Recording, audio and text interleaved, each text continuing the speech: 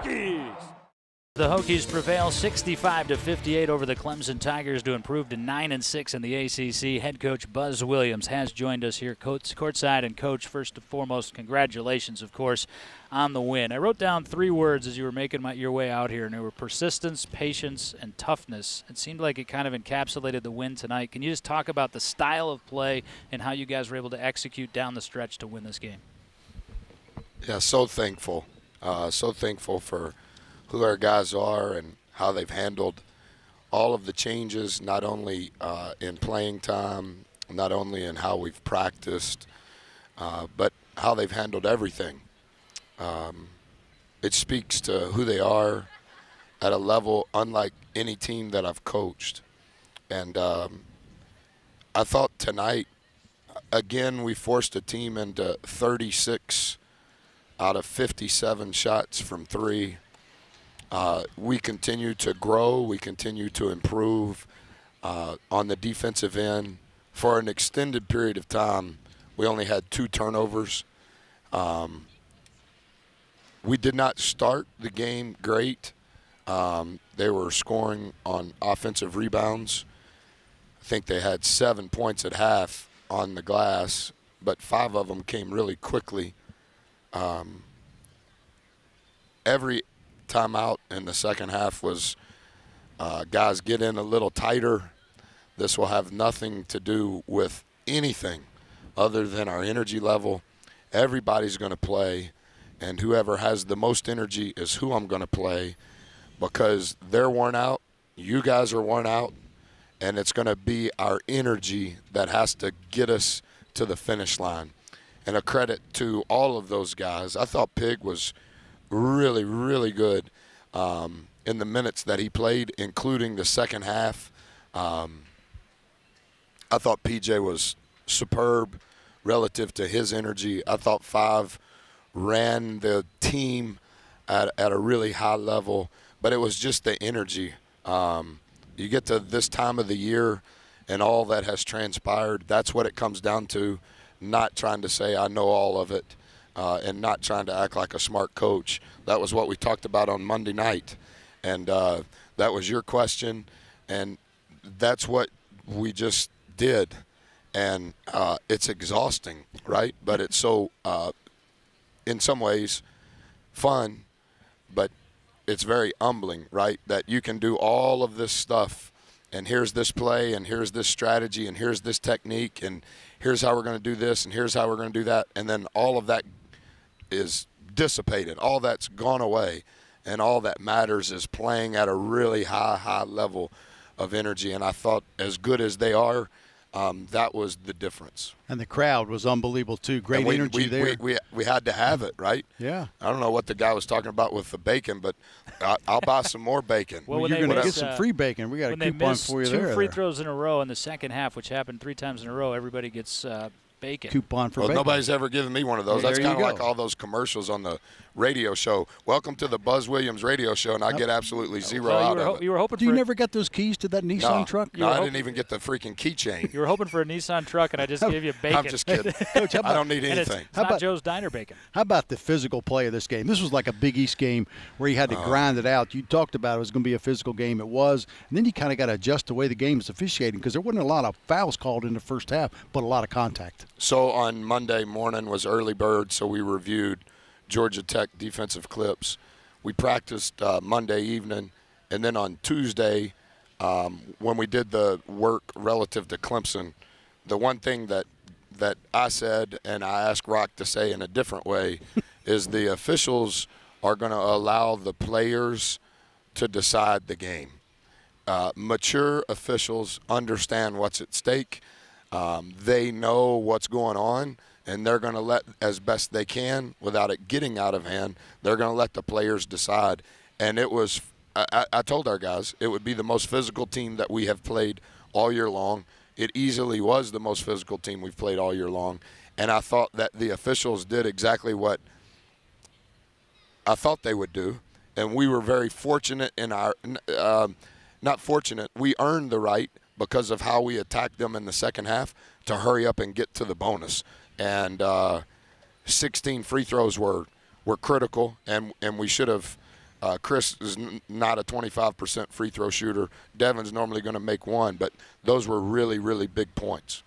When you look at it, Coach, and you just talked about your team taking that message and then taking it out to the floor, another of the messages was smother Gabe DeVoe in the first half, make Reed prove that he can beat us. He had a better first half, but you guys still managed to make them one-dimensional throughout the game, despite the fact that they changed who was the ball handler in the second half and all of that. Can you just talk about the guys basically just buying into that and executing it to a T tonight, I thought? Great point. You continue to improve, Laser. In the second half at Duke, the last 13 minutes, the principles that we had focused on, it began to decay. It began to decay because we're on the road. It began to decay because we didn't have the emotional gas tank after Charlottesville. It began to decay because Grayson Allen was making shots from three. It began to decay because number 2 was making shots from three. I told our guys, I called them over to start the second half quicker than normal. Guys, we're not going to decay. We're actually going to improve. We're actually going to get better relative to our principles. I would not have said, I know I mentioned it earlier today in the pregame, I would not have thought that one player, number 2, would have shot 40% of their balls. I would not have thought that 80% of his shots would have been from three. I thought we were superb on 10. And then when it became what it became, like what you said, not trying to judge Coach Brownell, 2 shooting all those balls, we changed the ball screen coverage. And I thought PJ was really, really good at helping us in the trap on the ball screen to get the ball out of 2's hands. And the last 2.5 minutes, we got away from that because I knew Tim was going to shoot. But, yeah, I don't know. I would have to think through it. 20 out of 24 shots were from three from a guard, and that was 24 of the team's 57 shots. Those are staggering numbers. How about when you were down 4, you went on that 10-0 run, CC got a big 3, Pig got a 3. Outstanding work there. And then how about the execution and underneath out-of-bounds play, except late there? That was pretty good. Yeah, we didn't handle that great. I thought Pig played as well as Pig's played. Even though his numbers do say he's played better than he's ever played. I thought the energy that he brought us was really, really good. I don't remember what else you said. I'm kind of. Well, the run that when you're down 4, you had that nice 10. It was just our energy, right? Chris made the 3. Mm-hmm. They weren't guarding Chris. They weren't guarding Devin. And now when you play both those guys together, it's really locked up in there. And I think the way we dispersed the minutes in the second half allowed us to get to the bonus. I'm not sure if we got to the bonus in the first half. If we did, it wasn't until really late. How about Devin? You talk about that. Is he unbelievable when the shot clock goes down? He's like money in the bank. It's just he's the buzzer. That's what the buzzer beater. Just 0 of 2 without the buzzer, 2 of 2 with the buzzer. Yeah, I don't know how to articulate anymore the respect that I have for Devin and the happiness that I have for what's transpiring to close out his career, considering all of the history of his career. And I think there's some more coming. We're going to have to sleep a bunch between now and then. We need some more.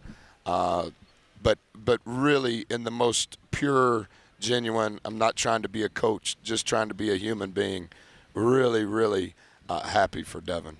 Buzz Williams is with us. Just a couple of more for him as the Hokies win 65-58. Coach, Ahmed Hill tonight, not an offensively staggering stat sheet, but I thought that on the defensive end, he was really engaged and allowed you to do what we were just talking about on those guards in the second half. Most engaged, best he's played defensively? Yeah, he's really improved defensively.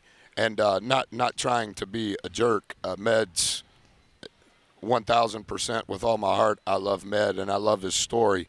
And I think everyone within our program is aware of that. And I think if you follow our program closely, if you've been following us since Med's got here, I've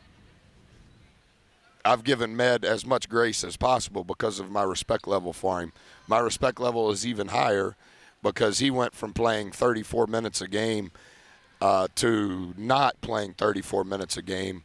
And Devin, in his defensive prowess, allowed that to happen or forced that to happen. And Med has gradually continued to improve. And I thought tonight his energy level was way better tonight than it was at Georgia Tech. And I think he's finding that he can impact us in more ways than just making a three. And at some point, we're going to need a big game from Med. We're going to need a big game from Pig. Those minutes that Beatty is playing, those minutes that PJ is playing, those are critical, critical possessions. Coach, how do you handle the next 5 days, obviously, and keep the guys' legs? I mean this in the right way.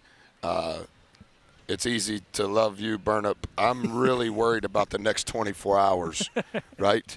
How we manage all of this. We can't. We're not good enough. I'm not smart enough to think through 5 days. And I just told our team how we handle ourselves physically, how we handle ourselves mentally, how we handle ourselves emotionally. Guys, I've got to give you a lot of ownership in that, because Saturday at 1, what transpires Saturday at 1 is going to be 40 minutes of what was the last 20 minutes here. And that preparation begins now. And that preparation for me begins now. And it's for everybody, because you can't overload them. And then we have to have a feverish pitch of energy from start to finish. Love that term, Coach. I was going to congratulate you on a couple milestones, but I know the work continues, so we won't do that. We'll I'm aware of all milestones that are related to numbers. Yes, you are. And I don't have to talk about it. I'm humbled by it. I think I'm in line where the people that matter the most want me to be in line with, and I'm very thankful for how things have transpired. But I think there may be some more, and so we're going to figure out how to try to do it again. Coach, we're thankful for you, my man. Congratulations Thank on the you. win tonight.